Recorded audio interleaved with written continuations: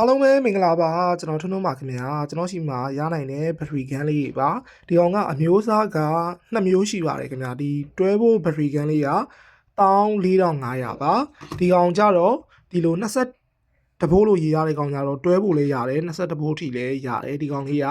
1000ခွဲပါခင်ဗျာကွာခြားချက်က900ကွာပါတယ်ကိုယ့်ရဲ့ဘက်ထရီကန်က20ဘိုးနဲ့ဆင်ထားတယ်ဆိုရင်တော့ဒီကောင်လေးကိုယူပါနော်12ဘိုးကို20ဘိုးနဲ့တွတ်တက်မိရင်လောင်တာတွေပါတယ်ဖြစ်ပါတယ်ခင်ဗျာနော်ဒီကောင်လေးတွေကဘက်ထရီကန်ဖြစ်တဲ့အတွက်တော်တော်လေး RPM ပြင်းပါတယ်ခင်ဗျာသူ့မှာဒီယာသွားက12သွားပါပါတယ်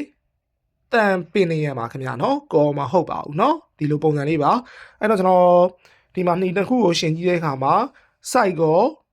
လုံးပတ်ကောအကုန်လုံးတူတူပါပဲခင်ဗျာအဓိက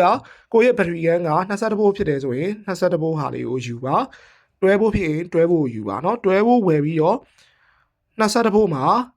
တော့တက်ရင်တော့အခက်မသိရင်မော်တာလောင်တက်ပါတယ်ခင်ဗျာเนาะဟုတ်ကဲ့ပါဒါလေးကိုကိုယ်ပြလေးလာပြောပြတာပါအဲ့တော့ကိုက12ဘိုးလား20ဘိုးလားတစ်ချက်ကြည့်ပေးပါเนาะဟုတ်ကဲ့ဗျအဲ့တော့ကျွန်တော်ဒီ20ဘိုးကို12ဘိုးနဲ့ဖွင့်ကြည့်တာလေတော်တော်ကိုအားပြင်းပါတယ်ခင်ဗျာအဲ့တော့12ဘိုးဘက်ထရီကန်သုံးတဲ့လူဆိုရင်12ဘိုးပဲဖြစ်ဖြစ်20ဘိုးပဲဖြစ်ဖြစ်ပြဿနာမရှိပါဘူးเนาะဒါပေမဲ့20ဘိုးသုံးတဲ့လူက12ဘိုးမော်တာကန်တက်မိမယ်ဆိုရင်အခက်မသိရင်လောင်တက်ပါတယ်ခင်ဗျာเนาะဟုတ်ကဲ့ပါအဲ့တော့ဈေးလေးပြန်ပြောပြမယ်12ဘိုးက14500